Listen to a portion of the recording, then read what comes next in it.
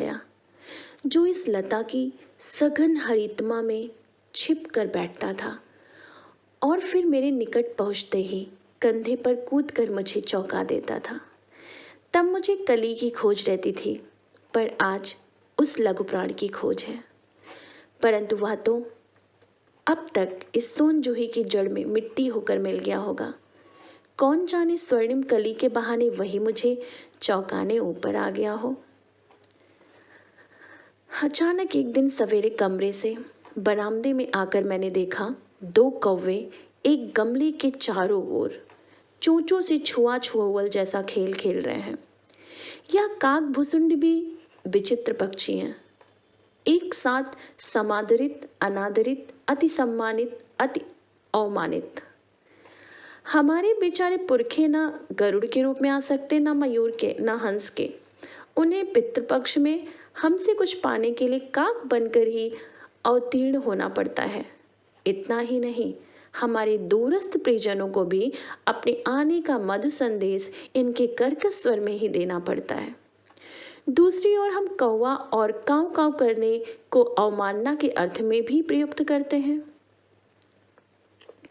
मेरे काक पुराण के विवेचन में अचानक बाधा आ पड़ी, क्योंकि गमले और दीवार की संधि में छिपे एक छोटी सी जीव पर मेरी दृष्टि रुक गई। निकट जाकर देखा, गिलहरी का एक छोटा सा बच्चा है जो संभवतः घोंसले से गिर पड़ा है और अब कौवे जिसमें सुलभ आहार खोज रहे हैं। काक द्वय की चोंचों के 2 घाव उस लघु प्राण के लिए बहुत थे, अतः वह निश्चेष्ट सा गमले से चिपटा पड़ा था। सबने कहा कौवे की चोंच का घाव लगने के बाद यह बच नहीं सकता, अतः इसे ऐसे ही रहने दिया जाए। परंतु मन नहीं माना। उसे हौले से उठाकर अपने कमरे में लाई, फिर रुई से रक्त पोंछकर घावों पर पेंसिलिन का मरहम लगाया।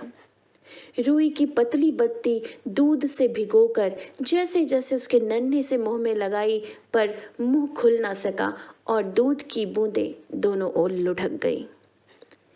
कई घंटे के उपचार के उपरांत उसके मुंह में एक बूंद पानी टपकाया जा सका।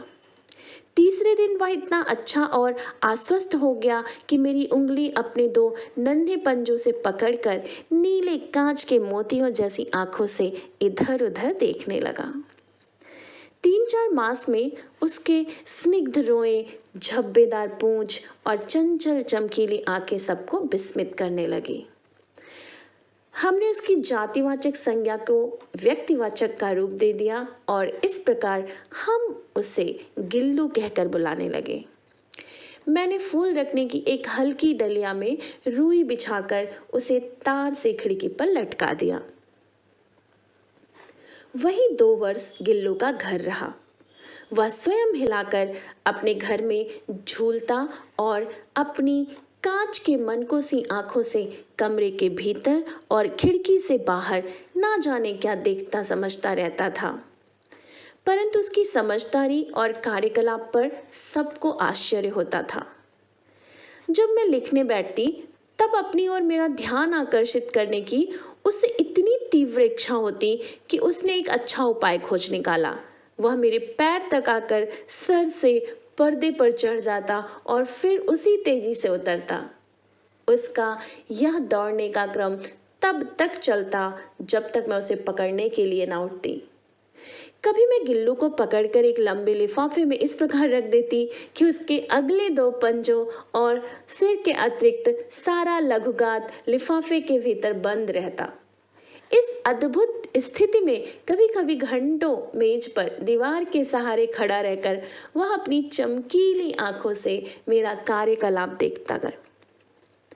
भूख लगने पर चिक चिक करके मानो वह मुझे सूचना देता और काजू या बिस्कुट मिल जाने पर उसी स्थिति में लिफाफे से बाहर वाले पंजों से पकड़कर उसे कुतरता। फिर गिल्लू के जीवन का प्रथम बसंत आया। नीम चमेली की गंध मेरे कमरे में हौले हौले आने लगी। बाहर की गिलहरियां खिड़की की जाली के पास आकर चिक चिक करके ना जाने क्या कहने लगी। गिल्लू को जाली के पास बैठकर अपने पन से बाहर झांकते देखकर मुझे लगा कि इसे मुक्त करना आवश्यक है। मैंने कीले निकालकर जाली का एक कोना खोल दिया और इस मार्ग से गिल्लू ने बाहर जाने का सचमुच ही मुक्ति की सांस ली। इतने छोटे जीव को घर में पले कुत्ते बिल्लियों से बचाना भी एक समस्या ही थी। आवश्यक कागज पत्रों के कारण मेरे बाहर जाने पर कमरा बंद ही रहता है। मेरे कॉलेज से लौटने पर जैसे ही कमरा खोला गया, मैंने भीतर पैर रखा, वैसे ही गिल्लू अपने जाली के द्वार से भीतर आकर मेरे पैर से सिर और सिर से पैर तक दौड़ लगाने लगा। तब से यह नृत्य का क्रम हो गया।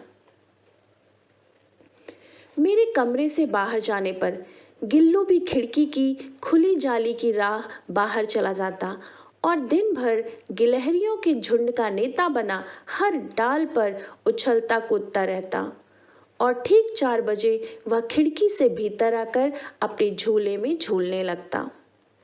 मुझे चौंकाने की इच्छा उसमें ना जाने कब और कैसे उत्पन्न हो गई थी। कभी फूलदान के फूलों में छिप जाता, कभी पर्दे की चुन्नट में और कभी सोन जूही की पत्तियों में। मेरे पास बहुत से पशु पक्षी हैं और उनका मुझसे लगाव भी कम नहीं है, परंतु उनमें से किसी का मेरे साथ मेरी थाली में खाने की हिम्मत हुई है, ऐसा मुझे स्मरण नहीं आता। गिल्लू इनमें अपवाद था। मैं जैसे ही खाने के कमरे में पहुंचती, वह खिड़की से निकलकर आंगन की दीवार बरामदा पार करके मेज पर पहुंच जाता और मेरी थाली में बैठ जाना चाहता। बड़ी कठिनाई से मैंने उसे थाली के पास बैठना सिखाया, जहां बैठकर वह मेरी थाली में से एक एक चावल उठाकर बड़ी सफाई से खाता रहता। काजू उसका प्रिय खाद्य था और कई दिन काजू ना मिलने पर वह अन्य खाने की चीजें या तो लेना बंद कर देता था या झूले से नीचे फेंक देता था। उसी बीच मेरी मोटर दुर्घटना में कुछ दिन अस्पताल में रहना पड़ा। उन दिनों जब मेरे कमरे का दरवाजा खोला जाता, गिल्लू अपने झूले से उतरकर दौड़ता और फिर किसी दूसरे को देखकर उसी तेजी से अपने घोंसले में जा बैठता। सब मुझे काजू दे आते, परंतु अस्पताल से लौटकर जब मैंने उसके झूले की सफाई की तो उसमें काजू भरे मिले, जिनसे ज्ञात होता था कि वह उन दिनों अपना प्रिय खाद्य कितना कम खाता रहा। मेरी अस्वस्थता में वह तकिए पर सिराहने बैठकर अपने नन्हे नन्हे पंजों से मेरे सिर और बालों को इतने हौले हौले सहलाता रहता कि उसका हटना एक परिचारिका के हटने के समान लगता। गर्मियों में जब मैं दोपहर में काम करती रहती तो गिल्लू ना बाहर जाता ना अपने झूले में बैठता। उसने मेरे निकट रहने के साथ गर्मी से बचने का एक सर्वथा नया उपाय खोज निकाला था। वह मेरे पास रखी सुराही पर लेट जाता और इस प्रकार समीप भी रहता और ठंडक में भी रहता। गिलहरियों के जीवन की अवधि 2 वर्ष से अधिक नहीं होती, अतः गिल्लू की जीवन यात्रा का अंत आ ही गया। दिन भर उसने ना कुछ खाया ना बाहर गया। रात में अंत की यातना में भी वह अपने झूले से उतरकर मेरे बिस्तर पर आया और ठंडे पंजों से मेरी वही उंगली पकड़कर हाथ से चिपक गया, जिसे उसने अपने बचपन की मरणासन्न स्थिति में पकड़ा था।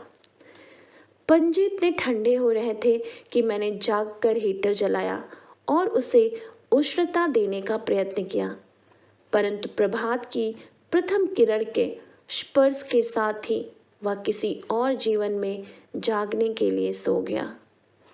उसका झूला उतारकर रख दिया गया और खिड़की की जाली बंद कर दी गई है, परंतु गिलहरियों की नई पीढ़ी जाली के उस पार चिक चिक करती ही रहती है और सोनजूही पर वसंत आता ही रहता है। सोनजूही की लता के नीचे गिल्लू की समाधि दी गई है, इसलिए भी कि उसे वह लता सबसे अधिक प्रिय थी, इसलिए भी कि उस लघुगात का किसी वासंती दिन जूही के पिताब छोटे फूल में खिल जाने का विश्वास मुझे संतोष देता है।